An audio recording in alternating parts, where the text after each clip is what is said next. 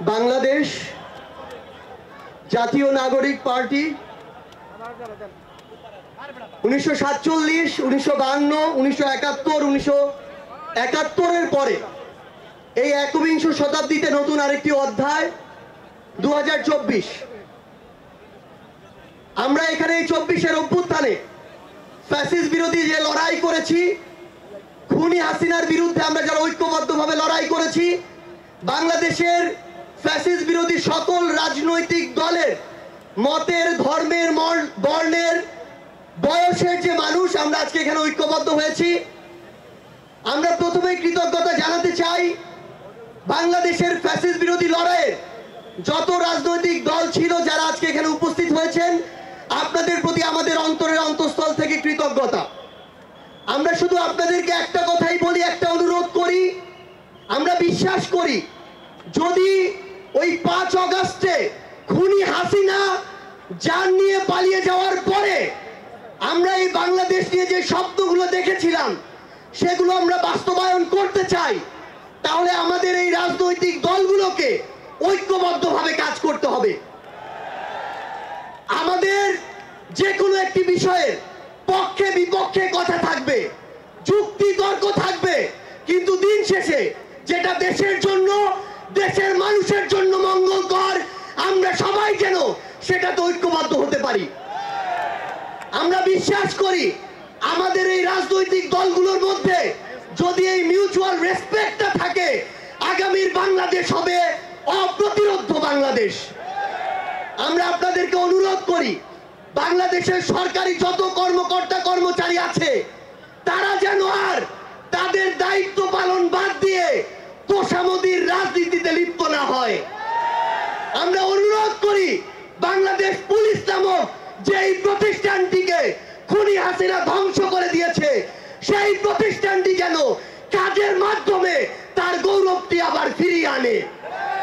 আমরা আপনাদেরকে অনুরোধ করি সরকারি সকল অফিস আদালত যত কিছু রয়েছে, সে পুলিশ হোক, বিচারক হোক, আমলা হোক, দয়া করে জনগণ থেকে হাত পেতে ওই ঘুষের টাকা নিবেন না। দয়া করে জনগণের জন্য, জনগণের সাথে সামান্য স্বার্থের জন্য এই অন্যায়গুলো করবেন না। আমরা আপনাদের সামনে অনুরোধ করতে চাই এই রাষ্ট্রীয় প্রতিষ্ঠানগুলোকে খুনি হাসিনা নিজ হাতে ধ্বংস করে দিয়ে গিয়েছে। সকল রাজনৈতিক দলকে ঐক্যবদ্ধভাবে এই প্রতিষ্ঠানগুলোর সংস্কার করতে হবে। এই প্রতিষ্ঠানগুলোতে যেন সেই মানুষটি বসে যেই মানুষটি দেশ এবং মানুষের জন্য ভালো, সেই মানুষটি নয় যেই মানুষটি আমার মাইম্যান। আমাদের একটি জিনিস লক্ষ্য রাখতে হবে, আমার সামনে আমার আহত যোদ্ধারা, আমার সামনে 16 বছর ধরে বিভিন্ন রাজনৈতিক দলের কিংবা নির্দলীয় যারা ফাইট করেছেন তারা বসে আছেন, আমার সামনে আমার শহীদ পরিবার রয়েছে। এই প্রত্যেকটি গুম, খুন, বিচার বহির্ভূত হত্যা, এগুলোর বিচার যেন আমরা ঐক্যবদ্ধভাবে করি। এই খুনি হাসিনার বিচার যেন আমরা ঐক্যবদ্ধভাবে করি। একটা জিনিস মনে রাখতে হবে, নিজেদের সামান্য স্বার্থের জন্য যেন কোনো অপরাধী ছাড় না পেয়ে যায়। কোন অপরাধীর জন্য সুপারিশ নিয়ে আমরা যেন থানায় না যাই। কোন অপরাধীর জন্য সুপারিশ নিয়ে আমরা যেন কোনো বিচারকের কাছে না যাই। এই নতুন বাংলাদেশে ধ্বজভঙ্গ ওই শিক্ষার সিস্টেমগুলো, এই কারিকুলামগুলো আমাদেরকে ঠিক করতে হবে। এই বাংলাদেশকে বাংলাদেশপন্থী হিসেবে গড়ে তুলতে হবে। আমরা আপনাদের কাছে অনুরোধ করি আগামীর যে বাংলাদেশ আমরা স্বপ্ন দেখি, সকল রাজনৈতিক দল যদি ছোট ছোট স্বার্থগুলোকে এক পাশে রেখে ঐক্যবদ্ধভাবে কাজ করি তাহলে সেগুলো আমরা বাস্তবায়ন করতে পারবো। এই মঞ্চ থেকে আমরা যেন এই শপথটুকু নিয়ে যাই, এই ছোট্ট জীবন সৃষ্টিকর্তা যাদেরকে গুরুত্বপূর্ণ দায়িত্বগুলোতে রেখেছেন এগুলো তাদের কাছে আমানত স্বরূপ। আমরা যেন এই ছোট্ট জীবনে এত বড় দায়িত্বের আমানতগুলো দয়া করে খেয়ানত না করি। আমরা আপনাদের কাছে অনুরোধ করি আমাদের রাজনৈতিক দলগুলোর মধ্যে কেন্দ্র থেকে ওই একদম গ্রাম পর্যন্ত, রুট পর্যন্ত যেন নিজেদের ভিতরে সুস্থ একটি প্রতিযোগিতা হয়। দয়া করে যেন আমরা কাউকে প্রতিপক্ষ না মনে করি।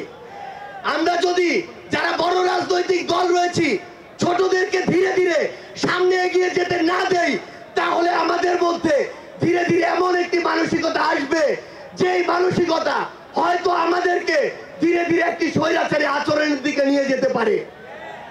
আমরা যেন সব সময়, আমি সহ আমরা সবাই খুনি হাসিনাকে দেখে যেন শিক্ষা নেই। আমরা আপনাদের কাছে অনুরোধ করি, আগামীর বাংলাদেশকে আমরা ঐক্যবদ্ধভাবে গড়ব। এবং একটা জিনিস শুধু মনে রাখবেন, দিন শেষে দেশ এবং মানুষের স্বার্থকে সবার আগে রেখে যদি আমরা এগিয়ে যেতে পারি, তাহলে আমাদের কাঙ্ক্ষিত বাংলাদেশ সম্ভব। আপনাদের সাথে লড়াইয়ের রাজপথে অথবা বিজয় দেখা হবে সব সময়। বাংলাদেশের এই নতুন আজ যে পার্টিটি জন্ম নিতে যাচ্ছে, সেই পার্টির সাথে থাকবেন, সমর্থনে থাকবেন, দোয়ায় রাখবেন। আপনাদের সাথে আবারও দেখা হবে রাজপথের সংগ্রামে অথবা বিজয়ে। ধন্যবাদ সবাইকে।